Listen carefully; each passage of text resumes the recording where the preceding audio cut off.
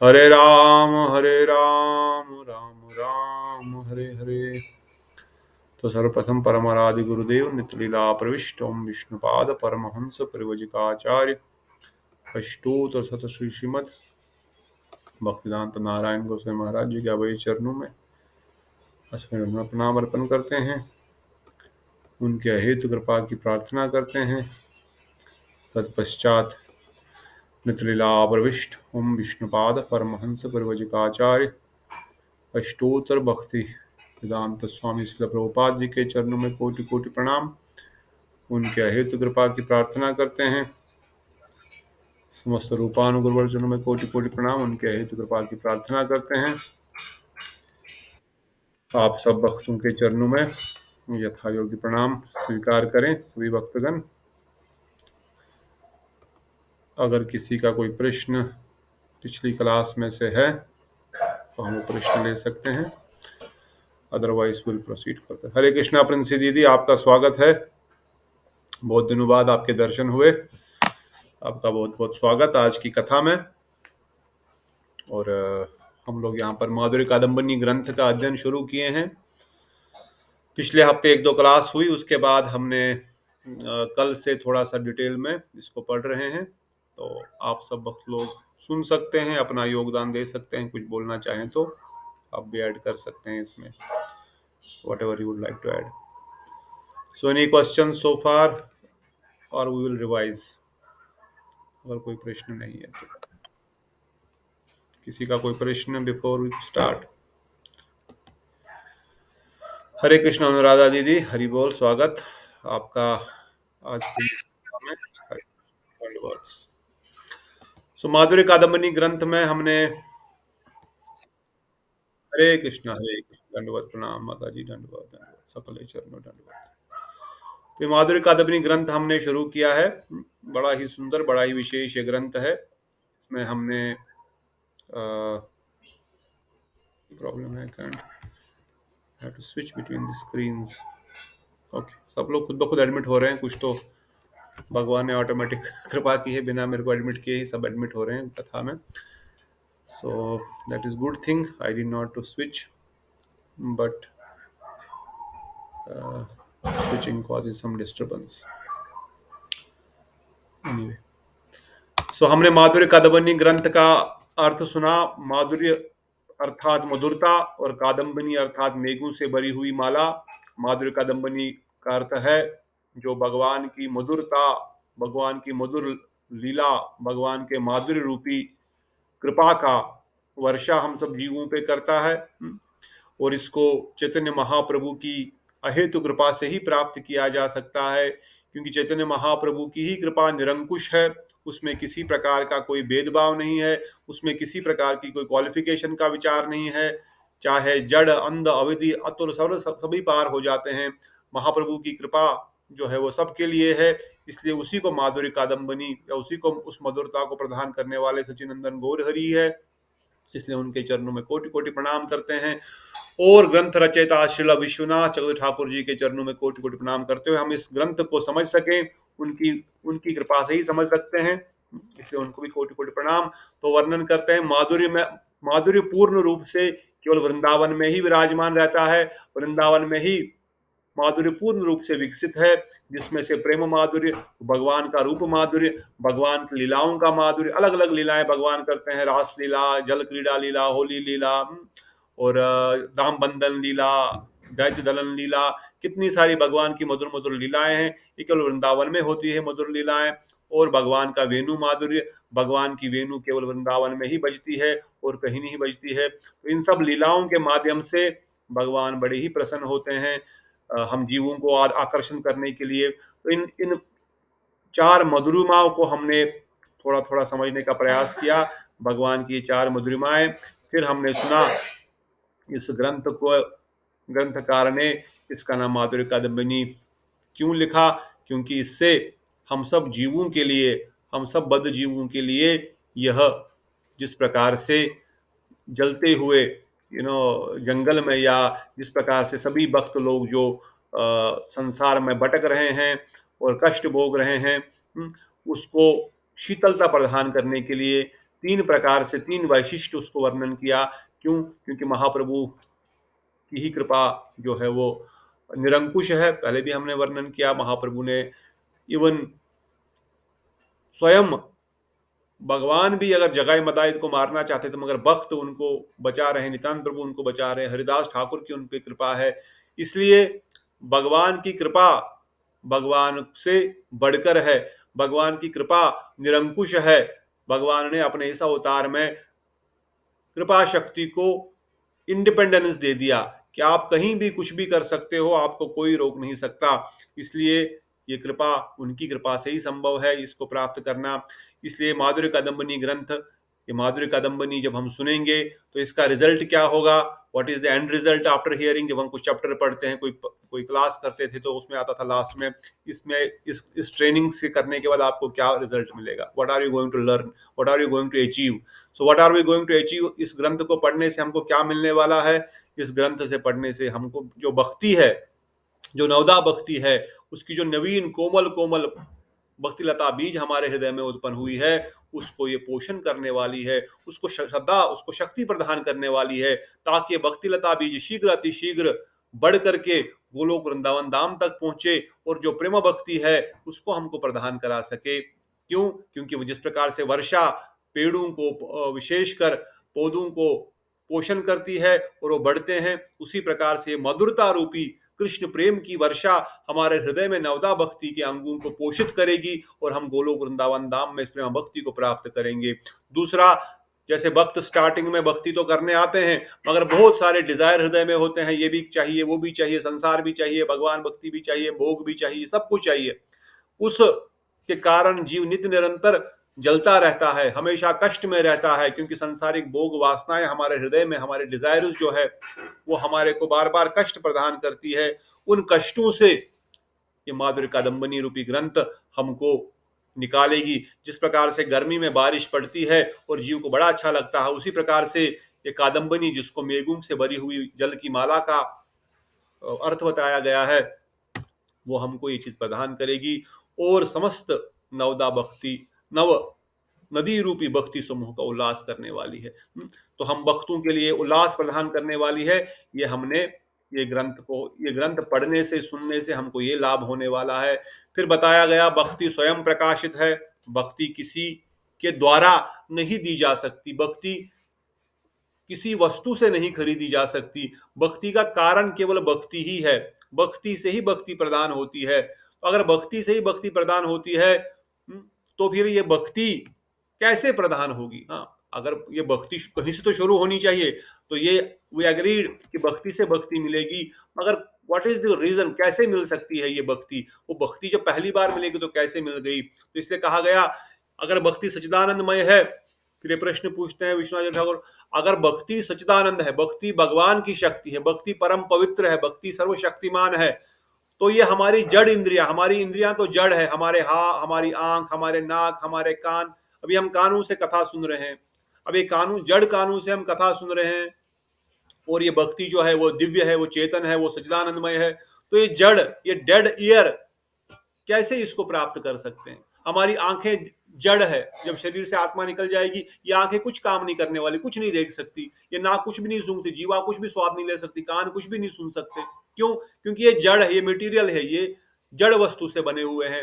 तो आत्मा के कारण इनमें सब चेतना है, आत्मा निकल गई तो ये कान, आंख, नाक कुछ काम नहीं करने वाला। उसी प्रकार से अगर ये भक्ति भी सच्चिदानंदमय है और ये सारी इंद्रियां जड़ है, तो ये जड़ इंद्रियों से इस भक्ति को कैसे प्राप्त किया जा सकता है, जड़ इंद्रियों से भक्ति को कैसे समझा जा सकता है, ये प्रश्न पूछते हैं आचार्य पाद।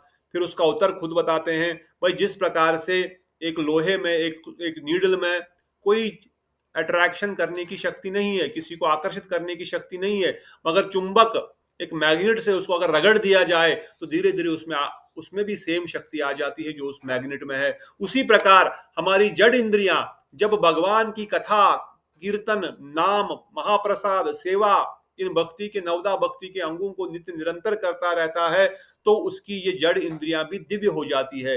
फिर दिखने में ये हमारे दिखने में जड़ लगती है, साधारण दृष्टिकोण से लगता है कि ये भी हमारा जैसा, हमारा गुरुजी भी हमारे जैसे ही खाता है, पीता है, उठता है, बैठता है, चलता है, फिरता है, इसकी भी हमारे जैसे आँख, नाक, कान है, मगर ऐसा नहीं होता। उनकी इंद्रियाँ दिव्य हो गई होती है, उनकी इंद्रियाँ जो होती है, वो भगवान के समान ही उनकी इंद्रियों में दिव्यता आ गई होती है। जिस प्रकार से उस मैग्नेट में वो चुंबक शक्ति आ जाती है, जिस प्रकार से लोहा जंग लगा हुआ लोहे लोहे में किसी प्रकार में न कोई उसमें रोशनी है, न कोई उसमें जलने की ताकत है, मगर वो जंग लगा हुआ लोहे को भी अगर भट्टी में या उसको आग में निरंतर रखा जाए, 1 दिन 2 दिन एकदम रेड हॉट, तो वह उसी टेम्परेचर पे आ जाएगा जो उस आग का टेम्परेचर है। तो उसमें भी वही शक्ति आ जाएगी, उसमें भी जलाने की शक्ति आ जाएगी और उसमें भी रोशनी की शक्ति आ जाएगी।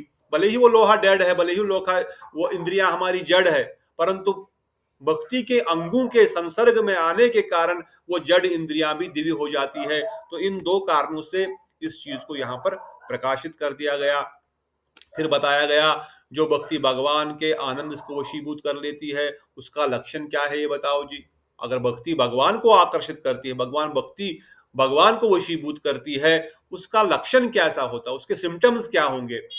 और अलग अलग अलग मतवादी अर्थात सिद्धांतिक दृष्टिकोण से अलग अलग लोग इसके बारे में क्या वर्णन करते हैं। तो श्रील जीव गोस्वामी तत्व संदर्भ में प्रीति संदर्भ तत्व संदर्भ के प्रीति संदर्भ में ये वर्णन करते हैं कि भक्ति किस क्या होती है, व्हाट इज भक्ति, भक्ति का क्या सिम्टम्स है, भक्ति के क्या लक्षण है। तो उसमें वो उत्तर देके बताते हैं, भक्ति रेव न नियति भक्ति रेव न दर्शति भक्ति वशा पुरुषो भक्ति रेव भूयसी। ये भक्ति जो है ये भगवान के निकट लेके जाती है हमको, ये भक्ति जो है ये भगवान का दर्शन हमको कराती है, ये भक्ति जो है ये भगवान को वशीभूत करती है, और ये भक्ति सर्वश्रेष्ठ है। ये भक्ति के लक्षण है, क्योंकि पीछे प्रश्न बताया गया भक्ति के क्या लक्षण है, और यहाँ पर उत्तर में बता रहे हैं ये सब भक्ति के लक्षण है।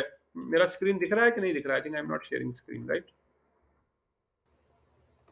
स्क्रीन नहीं दिख रहा ना? Something is wrong. अभी दिख रहा है? What is this? जोशी मैं स्क्रीन शेयर करता हूँ। somebody is trying to... okay जी, आपका स्वागत। हरे कृष्ण, स्वागत। वी ऑलरेडी स्टार्टेड रिवीजन, थोड़ा सा हम रिवीजन कर रहे हैं जो हमने कल सुना, तो हम आगे बढ़ते जाएंगे, आप भी सुनते रहिए रिवीजन को, और फिर प्रश्नोत्तर भी होंगे। ठीक है। सो स्क्रीन इज विजिबल, यस। तो फिर हमने सुना ये भक्ति जो है इसके लक्षण क्या है, उसके लक्षण किस प्रकार के होते हैं, उन लक्षणों का उत्तर देते हुए बताया गया भक्ति भगवान को भी आकर्षित करती है, भक्ति जो है वो समस्त प्रकार के भगवान के निकट लेके जाती है, भगवान का दर्शन कराती है, आकर्षित करती है, उनको वशीभूत करती है, भक्ति सर्वश्रेष्ठ है। तो ये प्रथम प्रश्न का उत्तर है कि भक्ति के लक्षण क्या है। फिर दूसरा प्रश्न था कि भक्ति को अलग अलग मतवादी उनका मत क्या है इस बारे में। तो सांख्य योग जो कपिल देव, भगवान देवहूति पुत्र कपिल देव ने सांख्य योग को प्रकाशित किया, देवहूति पुत्र कपिल देव का क्या वर्णन, या सांख्य योग के अनुसार भक्ति कैसी बताई गई है। तो सांख्य योग में बताया गया भक्ति जो है वो सत्य है, अर्थात भक्ति योग सात्विक माना गया है, जो सात्विक वस्तु है वो भक्ति है। क्यों? सात्विक वस्तु से हमारे पाप नहीं लगेंगे, पाप नहीं लगेंगे तो हम संसार में नहीं आएंगे, हम संसार से बाहर निकल जाएंगे, इसलिए भक्ति को सात्विक बताया गया। तो अगर भक्ति सात्विक है तो फिर वो 3 गुणों के अनुगति में हो गई, 3 गुणों के वशीभूत हो गई, अर्थात भक्ति जो है माया का अंग हो गया। अगर भक्ति माया का अंग है तो भगवान को कैसे प्राप्त करा सकती है, इसलिए इस विचार को यहाँ पे नकार दिया गया। भक्ति, कई लोग भक्ति सात्विक रूप से करते हैं, मगर सात्विक भक्ति इज नॉट हमारा लक्ष्य नहीं है। राजसी भक्ति भी होती है, तामसी भक्ति भी होती है। राजसी भक्ति का कोई एग्जाम्पल एनीवन कैन गिव? राजसी भक्ति में क्या होता होगा? राजसी भक्ति कैसे होती होगी? Any idea? राजसी भक्ति क्या करते हैं? भक्ति का दिखावा, उसका ऑब्जेक्टिव क्या रहता है? What is the goal of राजसी भक्ति? राजसी भक्ति का गोल क्या हो सकता है? हाँ, भोग। We want to get some results, that is what राजसी भक्ति। और तामसी भक्ति का रिजल्ट, तामसी भक्ति, तामसी भक्ति भी होता है ना, कोई कोई तामसिक रूप से भक्ति करते हैं। Very good. दूसरों को कष्ट, तंत्र विद्या, ये विद्या, वो विद्या, जिससे दूसरों को कष्ट दिया जाए, ये भी भक्ति ही है। बिना भक्ति के कर्म रिजल्ट नहीं दे सकता। देखो, कोई बोलेगा कर्म से तो होता है, ये तो कर्म हुआ ना, पर कर्म इंडिपेंडेंटली कुछ भी नहीं कर सकता अगर कर्म में भक्ति नहीं है। अगर कर्म में भक्ति नहीं है तो कर्म कोई रिजल्ट दे ही नहीं सकता। अगर कर्म में प्रीति नहीं, उसमें डेडिकेशन, उसमें भक्ति नहीं, उसमें भाव नहीं है, तो कर्म को रिजल्ट नहीं देगा। एक्शन इंडिपेंडेंटली कुछ नहीं। एक्शन में जब आदमी की भक्ति होगी तभी रिजल्ट देगा। तो सात्विक कर्म जब भक्ति भावना से किया जाए तो उसको सात्विक भक्ति बोलेंगे। इसलिए सात्विक, राजसिक, तमोगुनी, ये तीनों भक्तियां ही हमको बंधन में बांधने वाली है। ये भगवत भक्ति प्रधान नहीं, भगवत प्रेम प्रधान नहीं करने वाली है। तो निर्गुणा भक्ति, जो इन गुणों से परे जो भक्ति है, वही भक्ति हमको प्रेम भक्ति प्रदान करने, वही भक्ति हमको भगवत धाम, भगवान की प्रीति प्रदान करने वाली है। और ये भक्ति, क्योंकि सतोगुण भी जो है माया के अनुगत्य, माया का ये गुण है, इसलिए सतोगुण जो है वो भगवत भक्ति या भगवत प्रीति, भगवत धाम प्रदान नहीं कर सकता। इसलिए सांख्य योग का ये विचार हम लोग एक्सेप्ट नहीं करते हैं। निर्विशेष ब्रह्मवादी वर्णन अर्थात भक्ति स्वरूपानंद है, अर्थात भगवान में ही अंदर आनंद है। भगवान के अंदर तो आनंद है। भगवान के अंदर अगर आनंद है, वो आत्मराम है, वो आप्त काम है। ऑफ कोर्स भगवान आत्मराम आत्म काम अगर है तो फिर वो भक्तों के पीछे क्यों भागते हैं? अगर भगवान संतुष्ट है पूर्ण रूप से अपने पास ही, तो फिर उन्होंने इतना सारा ब्रह्मांड, इतने सारे वैकुंठ जगत क्यों विस्तार किए? अर्थात भगवान जो है, भक्ति जो है, भगवत स्वरूपानंद भी नहीं है। भगवान के स्वरूप में ही भक्ति है ऐसा बोलना संभव नहीं है, क्योंकि भगवान के स्वरूप में अगर भक्ति है तो वो संतुष्ट रहते, तो फिर वो भक्तों को या संसार को प्रकट नहीं करते। फिर बताया गया भक्ति जो है वो जीव के स्वरूप में है। जीव का जो स्वरूप है उसी के अंदर भक्ति है। पीछे बताया गया भगवान का जो स्वरूप है उस स्वरूप में ही भक्ति है, उस स्वरूप में ही भक्ति है। पर अभी बताया जा रहा है जीव के स्वरूप में ही भक्ति है। पर यहाँ पर वर्णन करते हैं जी गोस्वामी पाद कि जीव के स्वरूप में भी भक्ति जो है वो नहीं है, क्योंकि जीव, जीव क्या है? जड़। जड़ नहीं है जीव। व्हाट इज जीव? वाइट भक्ति की, जीव के स्वरूप में भक्ति क्यों नहीं हो सकती है? What is the reason? Any guess? Any try?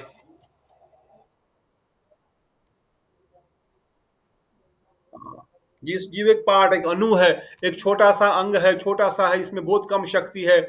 ये अणु, भगवान बृहद है, उसको कैसे आनंद प्रदान कर सकता है? जीव में कैसे कैसे भगवान को आनंद प्रदान करने की शक्ति हो सकती है? जीव में कैसे भक्ति का स्वरूप हो सकता है? क्योंकि जीव तो अणु है, जीव तो एक छोटा सा अंश है। इसलिए अंश में पूर्ण को संतुष्ट करने की शक्ति अंश में उस नहीं हो सकती। इसलिए बृहद वस्तु को कभी भी अणु वस्तु आनंद प्रदान नहीं करा सकती है। फिर बताया गया, अच्छा अगर जीव में भी जीव जीव स्वरूपानंद भी भक्ति नहीं है, भगवत स्वरूपानंद भी भक्ति नहीं है, और सांख्य के अनुसार सत्य या सात्विक विचार, सात्विक भी भक्ति नहीं है, तो फिर भक्ति भाई क्या है? फिर चौथा विचार दिया गया स्वरूप शक्ति आनंद। भक्ति स्वरूप शक्ति का है। स्वरूप शक्ति जो भगवान की है उसी वही भक्ति का सोर्स है, जहां भगवान की स्वरूप शक्ति है। क्योंकि भक्ति आह्लाद प्रधान स्वरूप शक्ति की वृत्ति है। क्या यह सही विचार है या गलत विचार है? इज इट करेक्ट और is it not correct? What do you guys understood? Correct. तो करेक्ट है, तो फिर भगवान क्यों नहीं संतुष्ट है? क्योंकि अगर स्वरूप शक्ति तो उनके अंदर ही है, तो संतुष्ट क्यों नहीं है भगवान? दूसरा प्रश्न ये आया था ना, अगर स्वरूप शक्ति ही आनंद प्रदान करने वाली है तो भगवान के अंदर विराजमान है उनकी स्वरूप शक्ति, उनकी संदनी, संवित, आह्लादनी शक्ति तीनों उनके अंदर है। आह्लादनी शक्ति स्वरूप शक्ति का वृत्ति है, वो उनके अंदर ही है, तो भगवान संतुष्ट क्यों नहीं है? फिर भगवान भक्तों के पीछे क्यों भाग रहे हैं? What is the reason? Any? Yes yes, go ahead.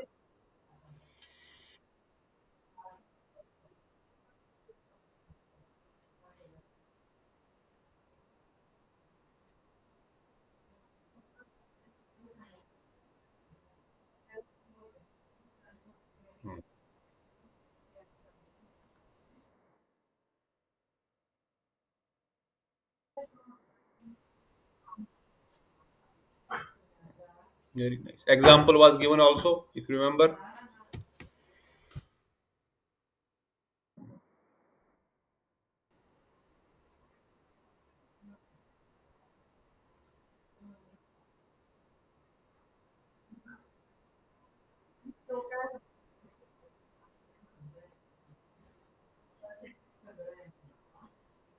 Very nice. तो बांसुरी जड़ है, उसमें कोई, उसमें किसी प्रकार की कोई शक, बांसुरी एक बांस का डंडा। अब बांस के डंडे में क्या आनंद हो सकता है? जस्ट इमेजिन, एक बांस का डंडा पड़ा हुआ है, उसमें आनंद हो सकता है? उसमें कोई वैल्यू नहीं है। और एक आदमी खड़ा हुआ है, वो कुछ सुनना चाहता है म्यूजिकल, अब वो हवा निकालेगा मुंह से, उसमें कोई आनंद आएगा? कुछ आनंद आएगा? कुछ नहीं आएगा। हवा तो उसके मुंह से ही निकल रही है, पर उसमें कोई आनंद नहीं है। मगर वही हवा जब उस बांस के डंडे में, जो कि जड़ है, उसमें चली गई, तो उस बांस के डंडे से ऐसी मधुर ध्वनि निकली जिससे कानों में लग रहा है कोई मिठाई डाल रहा है। इतनी मिठास, विशेषकर अगर आपने सुना होगा टीवी ऐसे जो बहुत सुंदर इस प्रकार से बांसुरी वादन करते हैं या अलग अलग गायन भी इवन करते हैं, तो उस बांस की डंडी में वो हवा जाने से एक अलग ही आनंद की अनुभूति होने लगी अब।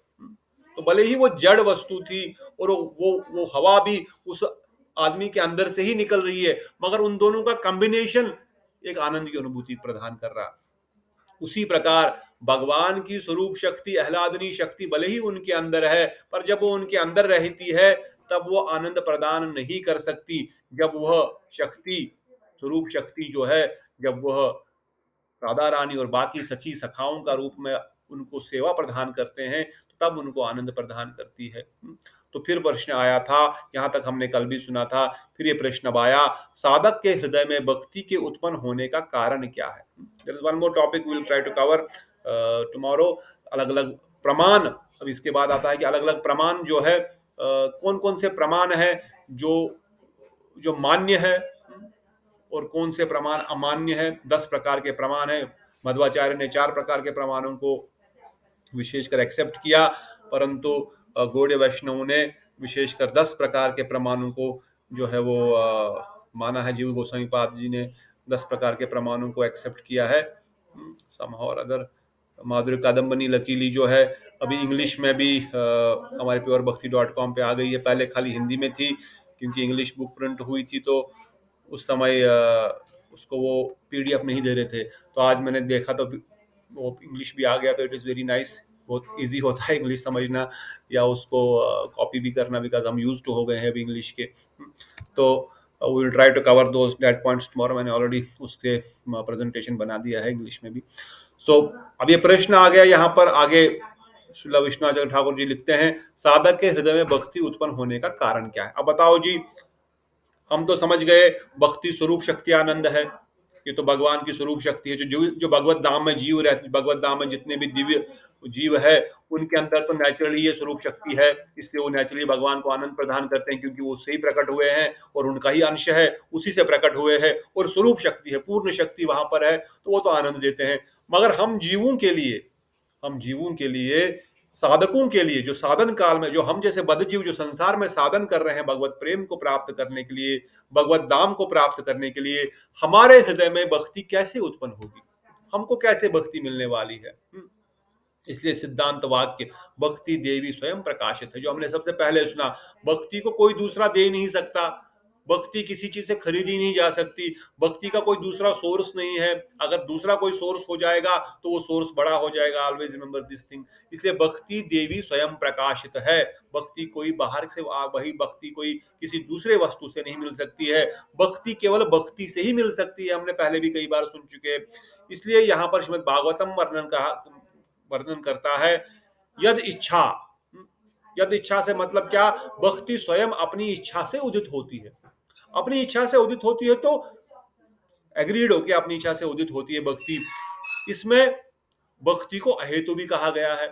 अब भक्ति बिना कारण के हुई, अपनी इच्छा से हुई, इसलिए अहेतु की भक्ति हो गई।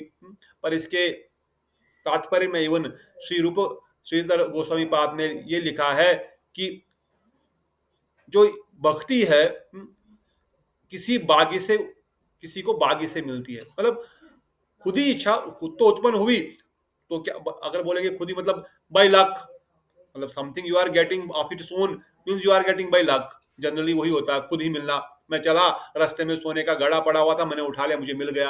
What is this? मेरा भाग्य में था, मुझे मिल गया। मतलब लक, मतलब मेरा भाग्य था इसलिए मेरे को मिल गया। तो कहा गया अगर भक्ति भाग्य से उदय हुआ है, आपका कुछ लक था, that is why you got it.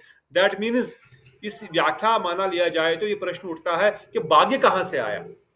अगर भक्ति भाग्य से मिली, खुद ही अहेतु की है, अहेतु मतलब भाग्य से मिली, भाग्य मतलब किस्मत या लक, लक से मिला, तो ये लक कहाँ से आया मेरे पास, ये प्रश्न आता है। अगर भाग्य से आया तो भाग्य कहाँ से आया? फिर उसका उत्तर या उसका एक और प्रश्न बताया गया, अच्छा ये भाग्य शुभ कर्म से हो सकता आ गया हो, मैंने अच्छे कर्म किए, मैंने किसी को खाना खिलाया, मैंने दान किया, मैंने पुण्य किया, मैंने अलग अलग का प्रकार के शुभ कर्म किए, मैंने कहीं जलाशय बनाया, कहीं किसी को बूढ़े को हेल्प किया, कहीं किसी को कपड़ा दिया, आई डिड मेनी शुभ कर्म। अब ये शुभ कर्म से भाग्य उत्पन्न हुआ, इसलिए मुझे भक्ति मिल गई। तो यहां पर फिर उत्तर देते हैं, यदि शुभ कर्म के भाग्य से भक्ति होती, ऐसा मान लेते, तो भक्ति शुभ कर्म के अधीन हो जाती है। अगर शुभ कर्म से भक्ति मिल रही है, हमने पहले ही बताया, भक्ति भक्त्या संजायते, भक्ति भक्ति से मिलेगी। अगर शुभ कर्म से भक्ति मिल गई तो जो शुभ कर्म है, जो सकाम कर्म है, शुभ कर्म है, ये शुभ कर्म पुण्य कर्म जो है, ये भक्ति से बड़े हो जाएंगे, भक्ति छोटी हो जाएगी। इसलिए ये कारण नहीं हो सकता, शुभ कर्म भक्ति के कारण नहीं हो सकते। फिर बताया गया, अच्छा शुभ कर्म नहीं है, जिसके पास शुभ कर्म नहीं है उसको भक्ति मिल जाएगी, फिर इसी से उसका भाग्य हो गया, क्योंकि उसके पास कोई शुभ कर्म ही नहीं है। तो उसके उत्तर में वर्णन करते हैं, ये भी संभव नहीं है। क्यों ये संभव नहीं है? यदि शुभ कर्मों के अभाव से उत्पन्न भाग्य को भक्ति का कारण मानते, तो उस भाग्य के उत्पन्न होने का क्या कारण है? अगर कोई कारण ही नहीं है, अगर वो भाग्य शुभ कर्म भी नहीं है, इस प्रकार वह भाग्य ही असाध्य हो जाता है। मतलब बिना किसी कारण के शुभ कर्म भी नहीं है, वो असाध्य है, इट इज नॉट, वो उसका कोई साध्य नहीं हुआ, उसका कोई सोर्स ही नहीं हुआ। अगर भक्ति का कोई सोर्स ही नहीं हुआ, there is no source for bhakti, which itself is contradictory. अगर असाध्य है तो वो दूसरे का कारण कैसे हो सकता है? जिसका कोई खुद ही कारण नहीं हो, उसका वो दूसरे का कारण कैसे बन सकता है? तो इन समरी, शुभ कर्म या शुभ कर्म का अभाव दोनों ही भक्ति को नहीं प्रदान कर सकते। कोई कितने भी शुभ कर्म करे, उससे भक्ति नहीं मिल सकती। शुभ कर्म नहीं भी करे तो भी भक्ति नहीं मिल सकती। फिर बताया गया, भगवान की अहेतु कृपा से भक्ति मिलती है भाई। भगवान की अहेतु कृपा, जैसे पीछे बताया गया, भगवान के अहेतु कृपा से उत्पन्न भाग्य। आपका जो लक है, हमने तो सुना भगवान भाग्य से, भक्ति भाग्य से मिली। वो भाग्य कैसे मिला? भाग्य भगवान के अहेतु कृपा से मिला। भगवान के अहेतु कृपा से भाग्य मिला। अब बताया गया, ठीक है, अगर इस बात को मान लिया जाए, चौथा प्रमाण, कि भगवान की अहेतु कृपा से भाग्य मिल गया, तो वो अहेतु कृपा सब पर होनी चाहिए थी, बिना कारण के, है ना? तो फिर हम 15 कितने 8 10 12 भक्तों के ऊपर ही क्यों? सभी के ऊपर क्यों नहीं? पंजाब से लेकर के कन्याकुमारी तक, या अमेरिका से लेकर के जर्मनी तक, सबके ऊपर क्यों नहीं भक्ति हो रही है? अगर अहेतु की है तो सबके ऊपर होनी चाहिए। अहेतु तो किसी के ऊपर भी हो सकती है, हम ही या कुछ भक्तों के ऊपर ही क्यों? इसलिए गीता में स्वयं भगवान ने कहा कि मैं समोहम सर्वभूतेषाम न द्वेषन्ति तस्य प्रिया, अर्थात मैं सबके लिए समान हूं, न मेरा कोई द्वेषी है, न मेरा कोई प्रिय है। मैं तो सबके लिए समान हूं, मैं सबको बराबर देता हूं। तो एक प्रकार से सपोर्टिंग पॉइंट है कि भगवान सबको देते हैं, पर सबको मिल नहीं रही है। परंतु हम देखते हैं किसी को भक्ति लाभ हो रहा है, किसी को नहीं हो रहा है। इसलिए भगवान ने किसी पर कृपा की, किसी पर नहीं। इस प्रकार भगवान के अहेतु कृपा को भक्ति का कारण मानने पर उसमें विषमता का दोष आ जाता है, परंतु भगवान में कभी भी विषमता का दोष संभव नहीं है। विषमता मतलब भगवान डिस्क्रिमिनेशन हो गए, किसी को दिया, किसी को नहीं दिया, क्योंकि भगवान ने गीता में कहा, मैं सबका सुहृद हूँ, सुहृद सर्वभूतानाम हृदय तष्टिति अर्जुना। हे अर्जुन, मैं सबका सुहृद हूँ, मैं सबका भला चाहने वाला हूँ, तो फिर मैं किसी को दूं, किसी को नहीं दूं, ये संभव नहीं है। इसलिए भगवान की कृपा, अहेतु कृपा भी इस भाग्य का कारण नहीं हो सकता है। अच्छा, ये भी भगवान की भक्ति का कारण नहीं है, अहेतु कृपा भी नहीं है, शुभ कर्म भी नहीं है, अशुभ कर्म भी नहीं है, तो भाई फिर भगवान विष्णु को दंड देते हैं और अपने भक्तों का पालन करते हैं, क्या इससे भगवान की विषमता होने का नहीं जाएगी? आप कहते हैं, यहाँ पर प्रश्न ठाकुर पाल लिखते हैं, अच्छा आप कह रहे हो भगवान भाई जो है वो क्या बोलेंगे इसको, डिप्रिशिएट नहीं करते, वो डुप्लीसेट नहीं है क्या, पार्शियलिटी नहीं करते। भगवान पार्शियलिटी शब्द मेरे को याद नहीं रहता, वो पार्शियलिटी नहीं करते। तो अगर मैं मान जाऊं भगवान पार्शियलिटी नहीं करते हैं, तो फिर भगवान ने यहाँ पर कहा कि मैं भक्तों पे कृपा करता हूं, भक्तों को विशेष स्थान प्रदान करता हूं, मैं, और जो जो दैत्य है, जो दुष्ट है, उनको मैं दलन करता हूं। तो ये भी तो हो रहा है, वो एक व्यक्ति को एक चीज दे रहे हैं, दूसरे व्यक्ति को दूसरी चीज दे रहे हैं। तो उसके उत्तर में कहते हैं कि भाई ठीक है, बख्तू चाहे अच्छे लोग हो चाहे बुरे लोग हो, भगवान ने जिसको जिसको जिसका वध किया, जिसका संहार किया, उनको भी भगवान ने अपना मुक्ति प्रदान की, उनको भी भगवान ने मुक्ति। इसलिए जो पाप कर्म से उनको हजारों करोड़ों साल नरक में भोगना पड़ता, बहुत सारे डंडे खाने पड़ते, पर भगवान के कारण, हाथों से मरने के कारण वह सीधे मुक्त हो गए। जो मुक्ति योगी, तपस्वी हजारों करोड़ों साल एक टांग पे खड़े होकर के मुक्ति प्राप्त करने के लिए प्रयास करते हैं, उन पापी तापी दुष्टों राक्षसों को तो भगवान ने की मार दिया और उनको भाई फ्री में मिल गया। तो जो हम कह रहे हैं कि भगवान जो है विषमता या पार्शलिटी करते हैं दैत्यों पर और असुरों पर, या अच्छे लोगों पर बुरे लोगों पर, ये यहाँ पर प्रूव नहीं होता है। क्यों? क्योंकि उन दैत्यों को भी भगवान ने मुक्ति प्रदान की और भक्तों को उन्होंने भक्ति प्रदान की। परंतु यहाँ पर यह भी समझने की बात है कि भगवान के भक्त जो है, भगवान के भक्त जो है वो उनको कंट्रोल करते हैं, वो अलग वस्तु चीज है। परंतु साधारण दृष्टिकोण से उन पापियों पे भी भगवान ने कृपा ही की। उनको मारना, उनको कष्ट देना नहीं है। कष्ट तो होता, नरक में जाते, बार बार जन्म मृत्यु जरा व्याधि के चक्कर में पड़ते, यही संसार में हमेशा पटके जाते, तो फिर उनको एक प्रकार से कष्ट होता। फिर बताया गया भक्तों की कृपा से ये भाग्य उत्पन्न हुआ। अभी हमने तक 4 पॉइंट सुने, भगवान से, शुभ कर्म से, अशुभ कर्म से, अहेतु कृपा से। अब 5वां पॉइंट श्रील विष्णु जगठार वर्णन करते हैं, भक्तों की कृपा से भाग्य उत्पन्न होता है। अच्छा, भगवान से भी नहीं हो रहा है, भगवान की कृपा से भी संभव नहीं है भक्ति प्राप्त करना, शुभ कर्म से भी भक्ति करना संभव नहीं है, शुभ कर्मों के अभाव से भी भक्ति करना संभव नहीं है, तो फिर किससे है? अब बता रहे हैं भक्तों की कृपा से। अरे भक्तों की कृपा से संभव है क्या? फिर भक्तों का डिफरेंशिएशन बता दिया यहाँ पर। बोले 3 प्रकार के भक्त होते हैं। कौन कौन से 3 प्रकार के भक्त होते हैं? उत्तम भक्त, मध्यम भक्त और कनिष्ठ भक्त। फिर हमने वैष्णव तत्व में उत्तम, कनिष्ठ, मध्यम वैष्णव के लक्षण सुने। आज भी सवेरे हमने सुना कर्म अर्चन मार्गी वैष्णव के 3 वेद और प्रेम मार्गी वैष्णव के 3 वेद। तो यहाँ पर क्योंकि गौड़ी वैष्णव सिद्धांत, हम रागमार्ग भक्ति है, हम प्रेम प्राप्त करना चाहते हैं, तो प्रेम मार्गी भक्तियों के जो 3 वेद है, उत्तम, कनिष्ठ, वैष्णव, उस प्रकार से कौन कौन से है? उत्तम भक्त की कृपा से यदि मानव भक्ति हो तो उसमें विषमता का दोष आ जाता है, क्योंकि उत्तम भक्त का लक्षण क्या है? सर्वभूतेषु, अर्थात जो समस्त जीवों के हृदय में भगवान का दर्शन करते हैं। अब उत्तम महाभागवत जो है वो क्या देखता है, उसका लक्षण क्या है? आपने अगर याद रहो या थोड़ा सा आइडिया होगा, what is the symptom of उत्तम महाभागवत? जो सर्वोत्तम, जो टॉप मोस्ट वैष्णव है, जो उत्तम महाभागवत है, उसका लक्षण क्या है?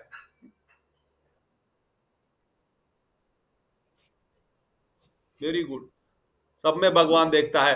तो अगर सब में भगवान देखता है, वो जल में, जलचर, थलचर, नभचर, राक्षस, टेररिस्ट, कुत्ता, बिल्ली, मच्छर, मक्खी, सब में भगवान देखता है। वो शरीर नहीं देख रहा है, ये पंचभौतिक शरीर नहीं देख रहा है, वो उसका इवन जो सूक्ष्म शरीर तक नहीं देख रहा, वो तो सीधा परमात्मा जो जीव है, जीव और जीवात्मा और परमात्मा जो है, वो उसको देखता है। इसलिए वो सबको भगवान देखता है। वो क्या प्रचार करेगा, वो क्या किसी को शिक्षा देगा, वो क्या बताएगा, आपको डंडा मारेगा भाई ये मत करो, वो तो सबको भगवान देख रहा है।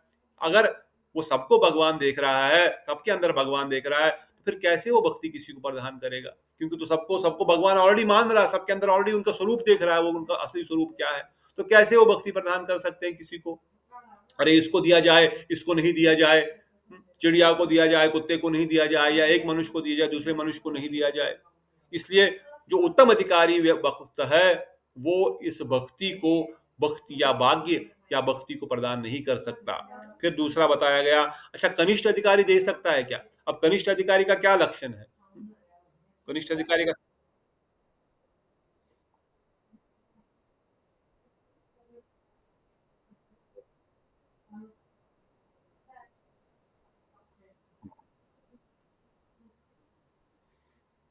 और कोई लक्षण, करेक्ट, और कोई लक्षण कनिष्ठ का? वैष्णव,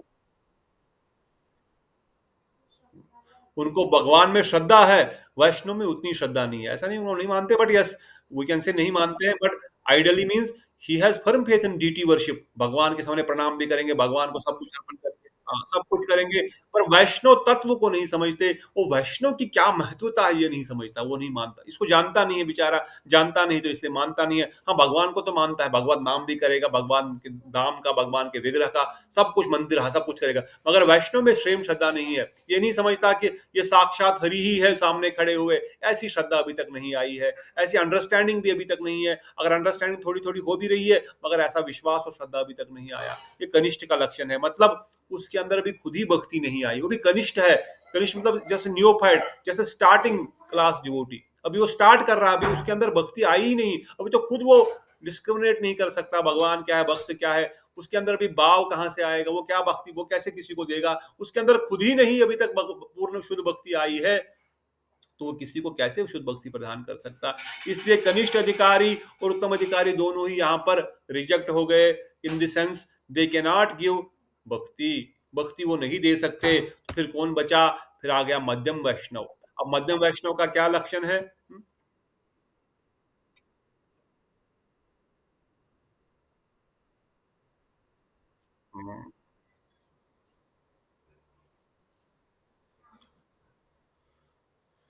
वेरी ट्रू। अब उसके लक्षण क्या है? What are the symptoms of an मध्यम अधिकारी? यहाँ पे लिखा गया, या दीदी बताइए।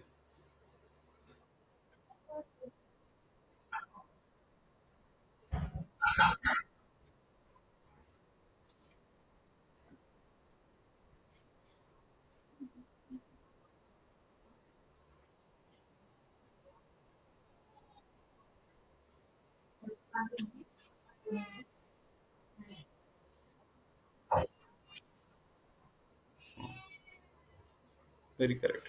तो तीन चीजें बताई गई, यस वेरी करेक्ट। वह उत्तम के साथ एक व्यवहार करेगा, कनिष्ठ के साथ एक व्यवहार करेगा, और द्वेषी के साथ एक व्यवहार करेगा। अर्थात भगवान से तो उनको प्रेम ऑलरेडी हो चुका है, भगवान का प्रेम और भक्ति प्राप्त हो चुकी है। वो भक्त जो है, जो बाकी मध्यम अधिकारी भक्त है, उनसे उनकी मित्रता है। और जो कनिष्ठ अधिकारी है, उनके पर कृपा करता है, क्यों, अरे बेचारा नया नया भक्त है, इसको हेल्प करो। और जो अभी भक्ति मार्ग में अभी आया है या अभी आना चाहता है, इनोसेंट है, सरल है, उस पे कृपा करता है, ये उसका लक्षण है, इसका सिम्टम है। और जो द्वेषी है, जो भगवान से और वैष्णवों से जो द्वेष करता है, कई सारे लोग ऐसा बोलते हैं ना, परसों भी एक वक्त यहाँ पर आए थे, वक्त मतलब एक व्यक्ति आए थे, सब अच्छा है, सभी कुछ हम करते हैं, पर मुझे नहीं, I don't agree that Krishna is saying in Gita every time अहम अहम अहम अहम सर्वभूतेषु अहम, मैं ही सब कुछ हूँ, मैं ही सब कुछ हूँ। ये मैं क्यों भगवान इतना कर रहा है, हाँ? इसको इतना अहंकार क्यों है? So it is not, see it can be ignorance also, I may not से कोई द्वेषी है, बट जनरली ऐसी भावना इसलिए भी आती है कि उनको लगता है कि मैं भी भोगता हूं ना, आई एम ऑल्सो भोगता। अगर तुम बोलोगे मैं ही सब भोगता हूं, तो फिर मेरे भोग का क्या होगा? How will I do bhog if you are the only bhogta in this world? आप एक ही मात्र केवल परमेश्वर है, आप ही केवल भोग कर सकते हैं, आप ही केवल सब कुछ आनंद ले सकते हैं, तो मैं क्या करूंगा? मेरी तो पोजीशन ही खत्म होगी फिर, क्योंकि बिकॉज आई वॉन्ट टू भोग। प्रभुपाद जी वर्णन करते हैं, भक्तिवेदांत स्वामी प्रभुपाद लिखते हैं कई जगह पर, और वर्णन भी करते हैं कि जीव की प्रवृत्ति कि मैं भगवान हूं, मैं बड़ा हूं, मैं जानता हूं, मेरे को पता है, मैं भोग कर, ये मैं की भावना जो है, भोग की भावना जो है, ये द्वेष है भगवान के प्रति। We don't want to serve, we don't want to accept him as a supreme lord. हम उनकी सेवा नहीं करना चाहते, हम उनकी शरणागति नहीं ग्रहण करना चाहते। इसलिए क्या करते हैं हम? इसलिए हम कहते हैं हम भी भगवान हैं, मैं भगवान हूं, हम भी छोटा मोटा भगवान, आप बड़े भगवान है, पर मैं छोटा मोटा भगवान, मैं अपने घर का भगवान हूँ, अपने बीवी बच्चों का भगवान हूँ, अपने ऑफिस के मैं लोगों का भगवान हूँ, अपने घर का, अपने आसपास के मटेरियल का भगवान हूँ, बट आई एम ऑल्सो भगवान। तो ये भगवान भगवत्ता की या मैं की जो भावना है, यही जो जीव के अंदर है, ये भगवत प्रेम से उसको विमुख करती है। तो पर किसी के अंदर ज्यादा है, वो भगवान से द्वेष करता है, अरे भगवान सब कुछ कैसे हो सकते हैं, हम भी तो है, और भी तो सब कुछ है, कृष्ण ही क्यों, बाकी भी तो है। ये भी द्वेष की भावना है। और वैष्णव से भी द्वेष करते हैं, अरे वैष्णव को क्या, घर में बैठे रहते हैं, कुछ करते नहीं, है क्या मतलब, ये कोई मतलब है, बस खाते पीते सोते हैं, इनका क्या काम है, ये तो संसार के लिए बोझ है। कोई काम नहीं, कोई कुछ नहीं, ये द्वेषता है वैष्णव के प्रति। तो ऐसे द्वेषी व्यक्तियों को वो अपेक्षा करते हैं, उनको किसी प्रकार से उनको वो उनकी अवहेलना करते हैं, उनकी अपेक्षा कर देते हैं। तो ये उनका नेचुरल लक्षण है मध्यम अधिकारी का। अब इनके पास ये लक्षण क्योंकि है, वो किसी पे कृपा कर सकते हैं, किसी को कृपा से वंचित कर सकते हैं, इसलिए ये मध्यम अधिकारी वैष्णव ही भक्ति प्रदान कर सकता है हम सब जीवों को। क्योंकि by natural, his natural characteristics, उनका नेचुरल स्वभाव जो है वो इस प्रकार का है। किस प्रकार का? कि वह किसी के प्रति प्रेम करेंगे, किसी की अपेक्षा करेंगे, किसी को किसी पे कृपा करेंगे।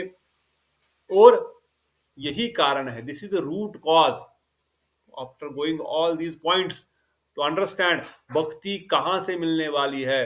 ये तत्व सिद्धांतिक दृष्टिकोण से बाकी सब चीजों को नकारते हुए, जिस चीज के जो चीज भक्ति प्रदान कर सकती, अतएव वह किसी पर कृपा कर सकते हैं, किसी पर नहीं, इसमें पक्षपात का कोई दोष नहीं लगेगा। क्यों? क्योंकि उनका नेचुरल स्वभाव ही है कि वो किसी पे कृपा करेंगे, किसी पे कृपा नहीं करेंगे। फिर भी ये प्रश्न आएगा, मध्यम भक्ति की कृपा, एक व्यक्ति की कृपा से ही भक्ति होती है, तो भक्ति स्वप्रकाश कैसे हुई? अगर अभी हमने कहा, हमने पहले से ही वर्णन कर रहे हैं कि भक्ति जो है वो स्वप्रकाश है, भक्ति तो खुद ही प्रकाशमान है, भक्ति तो खुद प्रकाशित होती है। अभी यहां पर हमने बताया कि भाई भक्ति जो है वह भगवान के मध्यम अधिकारी भक्त प्रदान करते हैं। तो अगर भगवान के मध्यम अधिकारी भक्त भक्ति प्रदान करते हैं, तो फिर स्वप्रकाश कैसे हुई वो? फिर वो कैसे ही खुद ब खुद आ गई? ये प्रश्न आता है।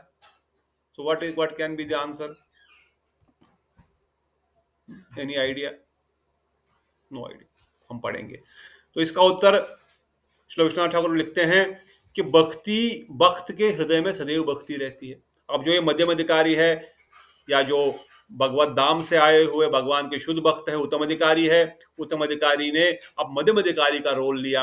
He is already uttam adhikari, but he has taken the role, he has taken one step down and accepted the role of madhyam adhikari. तो ये मध्यम अधिकारी व्यक्ति जो है, उसी भक्ति के द्वारा ही भक्ति हृदय दूसरे के कष्ट को देखकर द्रवित हो जाता है।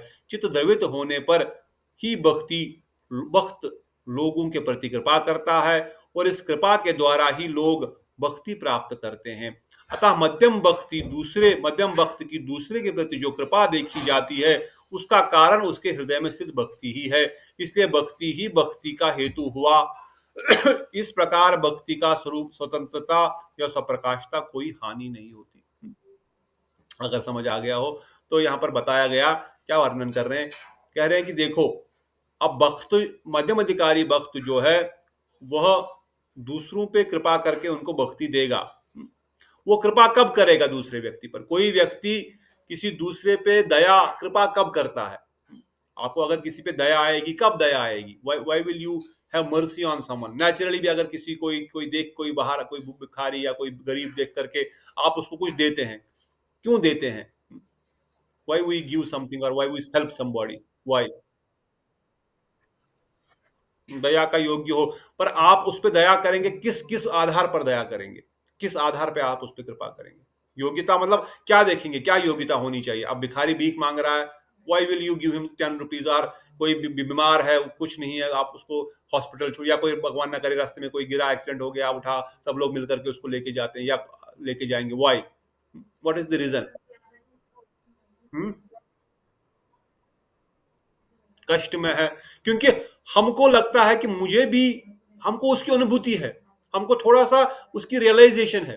अरे देखो, ये भूखा है, अगर मुझे खाना ना मिले दो सुबह से शाम तक, तो मेरी क्या हालत हो जाएगी? मुझे कितना कष्ट होगा। अब उस कष्ट की, हमने कभी भूखे नहीं रहे, दैट इज डिफरेंट थिंग, मगर I can imagine, I can understand एक व्यक्ति, एक व्यक्ति भूखा रह करके कितना उसको कष्ट हो सकता है।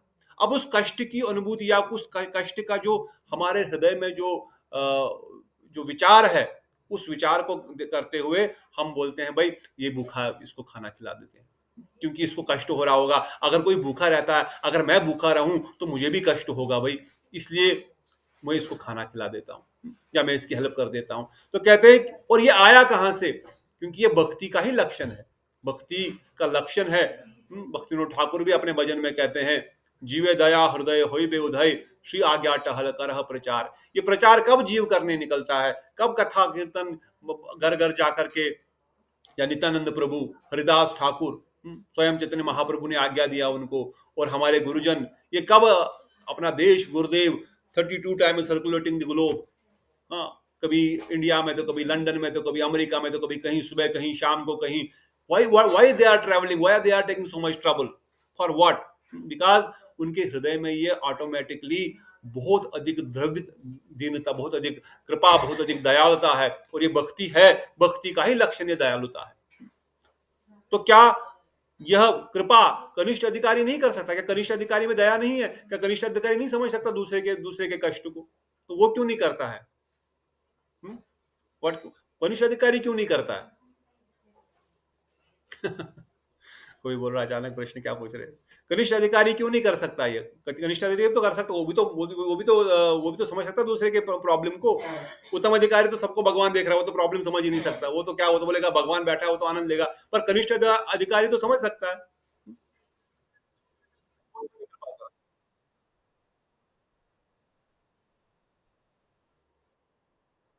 करेक्ट, क्योंकि उसके पास भले ही इच्छा भी है, भले ही उसके पास इच्छा है मैं करूं इस पे कृपा। अब कोई व्यक्ति, एक भिखारी दूसरे भिखारी को क्या देगा, है कि नहीं? अब एक भिखारी दूसरे भिखारी के दर्द को समझ सकता है, परंतु वो उस दूसरे भिखारी को कैसे हेल्प कर सकता है? वो तो खुद ही भिखारी है। तो भले ही आपके पास इच्छा है, पर शक्ति तो नहीं है ना। इसलिए स्वरूप शक्ति की वृत्ति, शक्ति और वृत्ति, इच्छा और पावर, इच्छा और शक्ति, ये दोनों ही इंपॉर्टेंट है। अब इस मध्यम अधिकारी के पास शक्ति है क्योंकि भगवत भक्ति हृदय में विराजमान हो गई है, और वृत्ति तो पहले से ही थी क्योंकि वो उस बद्ध जीव की अवस्था को समझ सकता है। कनिष्ठ अधिकारी इसको नहीं समझ सकता, वो समझ सकता है पर वो दे नहीं सकता क्योंकि उसके पास है नहीं, जैसे दीदी ने बताया, उसके पास ये पावर ही नहीं है, वो क्या देगा? और उत्तम अधिकारी के पास शक्ति है, पर उसके पास क्या नहीं है? उत्तम अधिकारी क्यों नहीं दे सकता?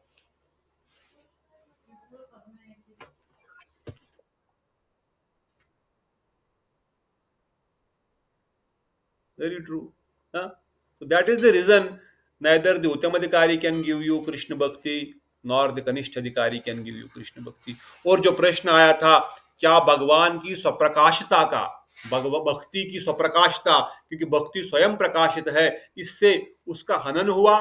नहीं, इसका हनन नहीं हुआ। क्यों? क्योंकि भक्ति के कारण ही उस जीव के अंदर ये इच्छा प्रकट होती है कि मैं दूसरे व्यक्ति को भक्ति प्रदान करूं। ये इच्छा प्रकट होगी नहीं अगर भक्ति नहीं होगी।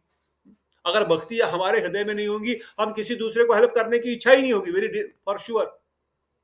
Help in terms of spiritual help, we may do, people may be doing opening hospitals, maybe opening schools and other things, but spiritual help, spiritual progress, या भक्ति किसी के हृदय में प्रकाश करने का, तभी इच्छा प्रकट होती है, तभी जीव प्रयास करेगा, तभी प्रचार करेंगे, तभी कथा करेंगे, तभी मठ मंदिर खोलेंगे, तभी जीवों के लिए अपने आप को, अपना समय निकालेंगे, अपने को कष्ट देंगे, घर घर जाएंगे and open centres and do so much service. Why? Because ये भक्ति की नेचुरल वृत्ति है, ये भक्ति का नेचुरल लक्ष्य है कि सामने वाले का हृदय जो है वो पिघल जाता है।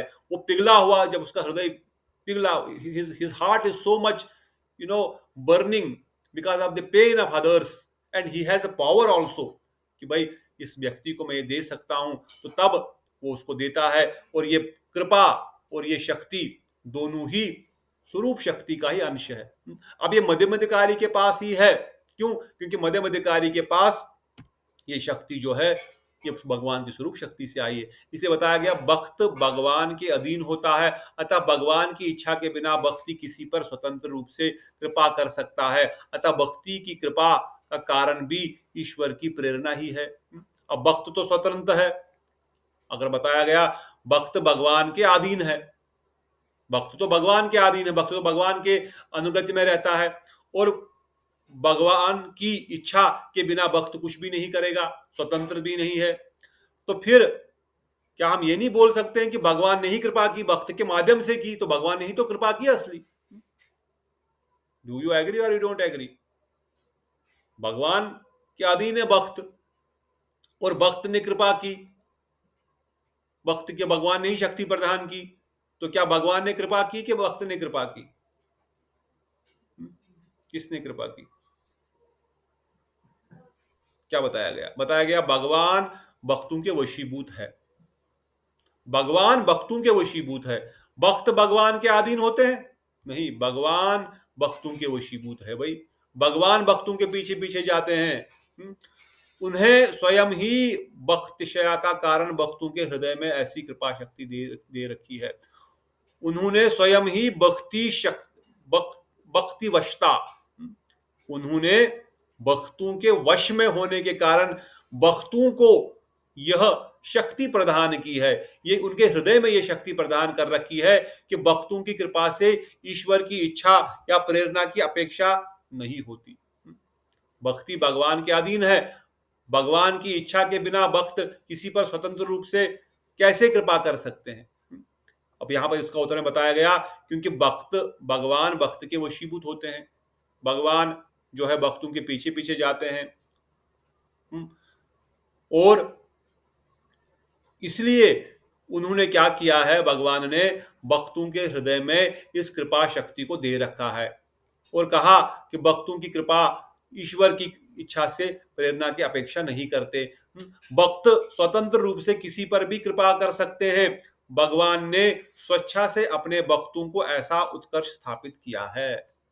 अब वो भगवान के ऊपर डिपेंडेंट नहीं है, क्योंकि भगवान ने ऑलरेडी भक्तों के हृदय में भक्ति देवी को प्रकाशित जब किया, जब उनके हृदय में भक्ति देवी आ गई तो ऑटोमेटिकली उनको शक्ति भी प्रदान की। भाई आपको मुझसे पूछने की आवश्यकता नहीं है, मेरे अधीन भले ही आप भगवान के भक्त, सब भक्ति भी भगवान की सेवा करते हैं और भगवान भी भक्ति की सेवा करते हैं, पर भक्ति को किसको प्रदान करना है, किसको प्रदान नहीं करना है, इसमें भगवान हस्तक्षेप नहीं करेंगे। वो उनको स्वतंत्र रूप से इस चीज को उन्होंने प्रदान किया है। दूसरों के दुख का अनुभव होने पर कृपा या करुणा प्रकाशित होती है। भगवान आनंद स्वरूप है। दूसरा कारण पहला बताया गया, उनको हृदय में उन्होंने दे दिया है, इसलिए उनको इंडिपेंडेंस दिया है। फिर दूसरा कारण बताया गया, क्यों भगवान नहीं दे सकता, भक्त दे सकता, वही सेम उत्तम अधिकारी का कारण। क्यों? दूसरे के दुख का अनुभव कौन कर सकता है? जो भक्त हो, जो जो भोक्ता नाम सर्व यज्ञ तपसाम सर्वलोकों में, जो भोक्ता है, जो ईश्वर है, जो जो विषयी भगवान है, वे सदैव आनंद में निमग्न रहते हैं। भगवान तो आनंद में निमग्न रहते हैं, अतएव जीवों का कोई भी दुख भावना उनको स्पर्श नहीं करती। देखो, इसलिए कहां जाकर के हमको क्या मांगना है ये भी यहां पर क्लियर हो जाता है। इसलिए तत्व सिद्धांत कितना इंपॉर्टेंट है। भगवान के साथ कितना भी सर पटको, भगवान प्रेमा भक्ति दो, वो देंगे क्या? भगवान मेरा कष्ट दूर करो, कष्ट दूर करो, कष्ट दूर करेंगे क्या? वो तो जीव के सुख दुख की अनुभूति ही नहीं कर सकते, वो तो केवल आनंद लेते हैं। वो तो विषयी भगवान है, वो तो आश्रय नहीं ना है। केवल आश्रय तत्व ही कुछ प्रदान कर सकता है। अतः भगवान में पूर्ण शक्ति होने पर भी बहिर्मुख जीवों के प्रति उनकी करुणा असंभव है। भगवान के प्रति सब लोग भाग रहे हैं, भगवान ये करो, भगवान वो करो। भगवान की कृपा करुणा असंभव है। क्यों? क्योंकि वो केवल भोगता है, वो केवल विषयी है, वो केवल एंजॉयर है। He is only enjoyer, he is not आश्रय, वो आश्रय प्रदान करने वाले नहीं है। आश्रय शक्ति जो उन्होंने अपने वो है, तो वो भी राधा रुखरानी वैष्णवगण, ये तो भगवान ही है, पर भगवान की जो ये शक्ति उन्होंने प्रकाशित की है, वो शक्ति ही इस चीज को दे सकती है। इसलिए बद्ध जीवों के उद्धार के लिए भक्तों की कृपा ही एकमात्र उपाय है।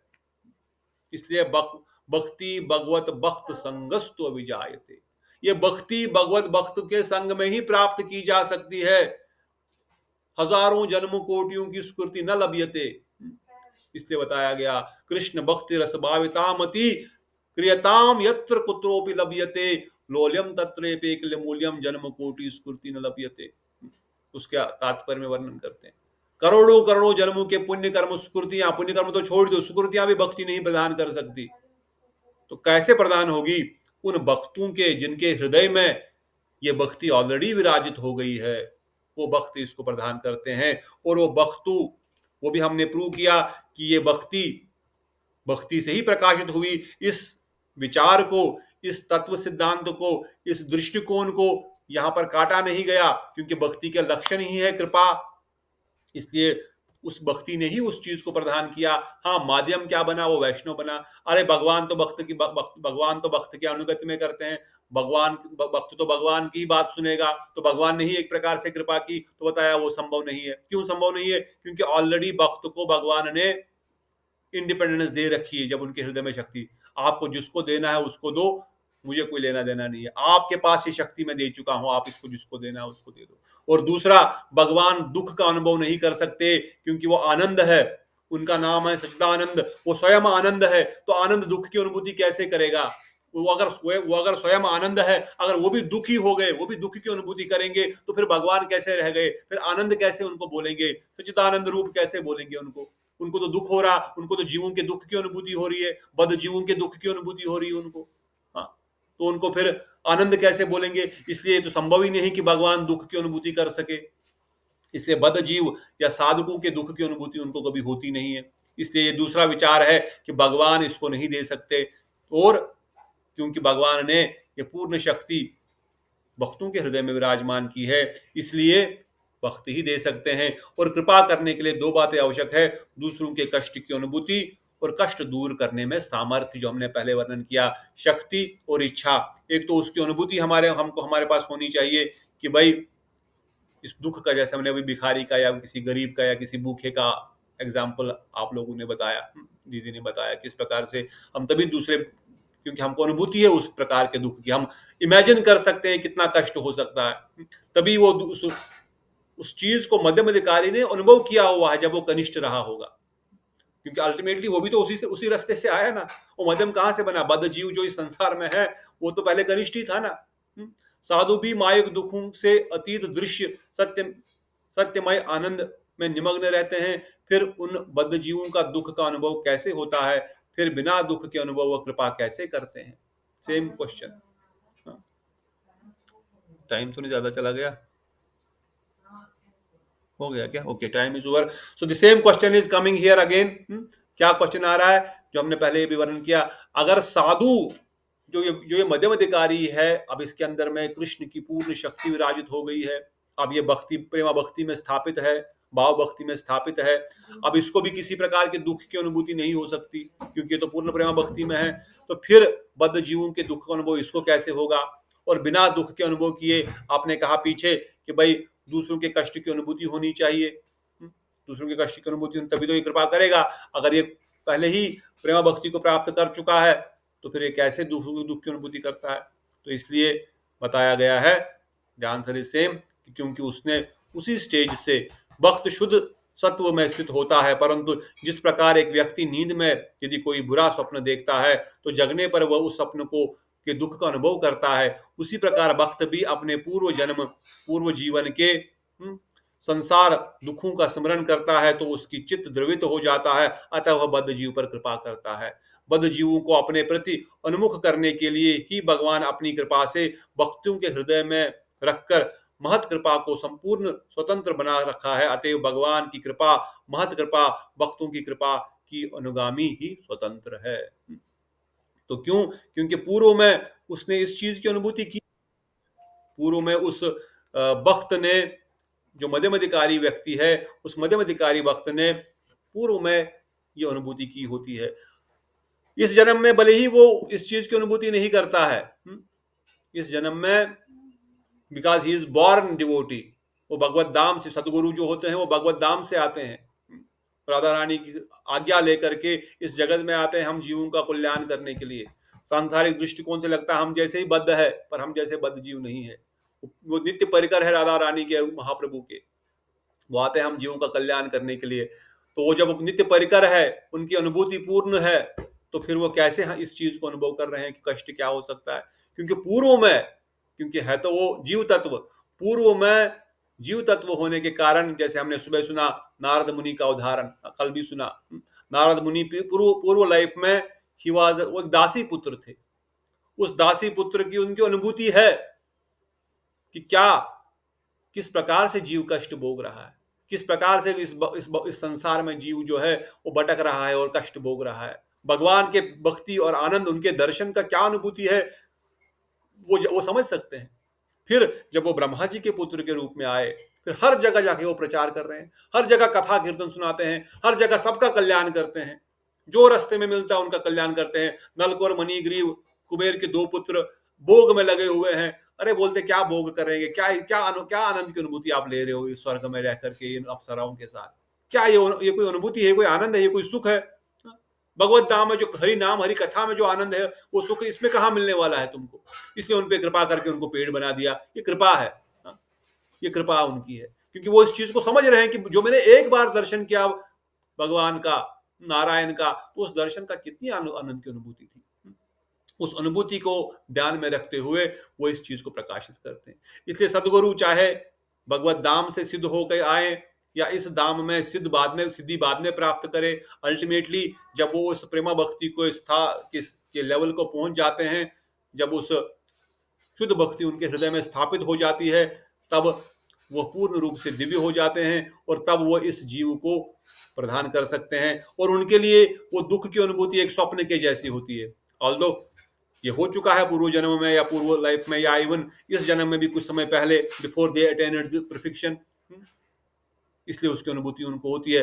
बट विशेषकर परम पूज्य गोविंद गोस्वामी महाराज जी वर्णन करते हैं, जो शुद्ध भक्त भगवान के हैं वो उस धाम को जाएंगे, वहां से फिर वापस जब इस धरती पर आएंगे प्रचार करने के लिए, तभी वो हम जीवों का कल्याण कर सकते हैं। That is the process. Sometimes some devotee asked Maharaj ji, Maharaj, can somebody attain perfection and then become Shuddha Bhakt? He said, yes, he will become Shuddha Bhakt after attaining perfection. That is possible. But then he will not accept disciples unless he goes to Golok Vrindavan Dham and then comes back by the order of Srimati Radharani to help जीवास। वहां जाने के बाद उनकी इच्छा हुई मैं इन जीवों का कल्याण करने के लिए वापस इस जगत में जाऊं, तब जाकर के वो इसको करेंगे। That is the standard process, but exceptions are always there. कोई भक्त लोग when they get perfected, then they help others also to get perfected. And some devotees, they accept the role because they know to take कनिष्ठ अधिकारी को कनिष्ठ कनिष्ठ से कनिष्ठ मध्यम या कनिष्ठ उत्तम के स्थान तक लेके जाएं और फिर जाकर के उनको आगे हम बढ़ाएं। तो आज हमने इस तत्व को समझा कि भक्ति का क्या कारण है, भक्ति कैसे मिलेगी, भक्ति अल्टीमेटली कैसे हम प्राप्त कर सकते हैं, उसका रूट कहाँ पर है, उसको देने वाला कौन है।